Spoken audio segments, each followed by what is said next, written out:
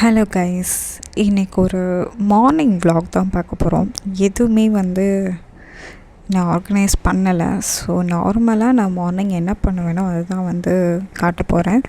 So first stove on பண்ணிக்கலாம். First செய்கிற வேலை அதுதான். ஸோ ஃபஸ்ட்டு ஸ்டவ் ஆன் பண்ணிவிட்டு கொஞ்சமாக ஒரு கிளாஸ் தண்ணி எடுத்திருக்கேன். ஸோ ஒரு ட்ரிங்க் மாதிரி ப்ரிப்பேர் பண்ண போகிறேன். ஸோ மார்னிங் நான் அதுதான் இப்போது 4 டேஸாக குடிச்சிட்ருக்கேன்.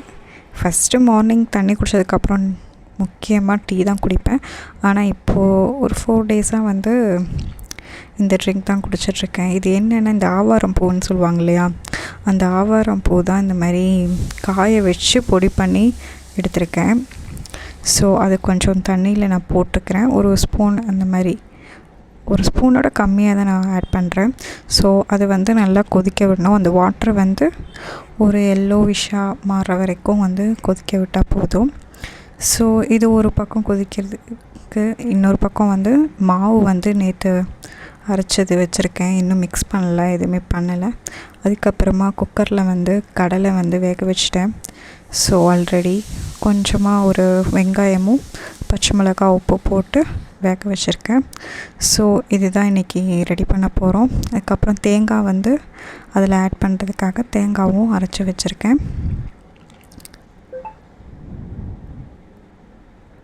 ஸோ தண்ணி கொதிச்சிட்ருக்கு.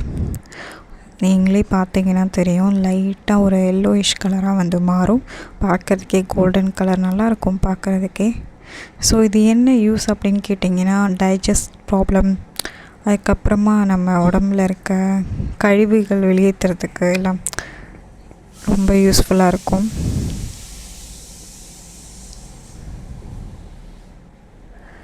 ஸோ இது யூஸ் பண்ணதுக்கப்புறம் எனக்கு அந்த ஸ்கின்லேயும் கொஞ்சம் அந்த டிஃப்ரென்ஸ் தெரியுது. கொஞ்சம் ஸ்மூத்தாக இருக்க மாதிரி இருக்குது. ஸோ அதனால் கண்டினியூ பண்ணலான் இருக்கேன். பார்ப்போம் எவ்வளோ நாள் கண்டினியூ பண்ணுறேன்னு. ஸோ பாருங்கள், நல்லா கோல்டன் கலரில் மாறிடுச்சு. ஸோ இது நல்லா சூடானதுக்கப்புறம் அது ஒரு பக்கம் எடுத்து வச்சுட்டேன். ஆறுனதுக்கப்புறம் குடிக்கலாம் அப்படின்னு சொல்லிட்டு. லைட்டாக சூடு இருக்கும். ஸோ அதுக்கு முன்னாடி தேங்காய் கொஞ்சம் வறுத்து வச்சுக்கலாம். ஏன்னா அதுவும் சூடானதுக்கப்புறம் தான் மிக்சியில் அரைக்க முடியும். ஸோ தேங்காய் சட்டியில் போட்டு ஒரு ப்ரௌனிஷ் கலர் ஆகிற வரைக்கும் நல்லா வதக்கிட்டு அதில் கொஞ்சம் பெப்பர் ஆட் பண்ணோம். ஸோ பெப்பரை எங்கிட்ட பெப்பர் பவுடராக தான் இருந்துச்சு, அதையும் ஆட் பண்ணிவிட்டு கொஞ்சோண்டு மஞ்சத்தூள் ஆட் பண்ணிட்டேன். நான் பயங்கர குக்கெல்லாம் கிடையாது. ஸோ எனக்கு தெரிஞ்ச மாதிரி நான் எல்லாம் யூடியூப் இதெல்லாம் பார்த்து தான் பண்ணுவேன்.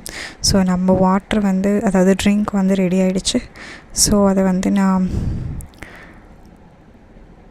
கிளாஸில் ஊற்றிட்டு குடிச்சிட்டு அதுக்கப்புறமா மீதி இருக்க வேலையை ஸ்டார்ட் பண்ணலான் இருக்கேன்.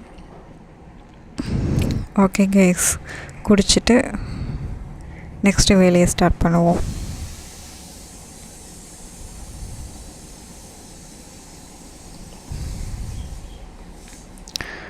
ஸோ தேங்காய்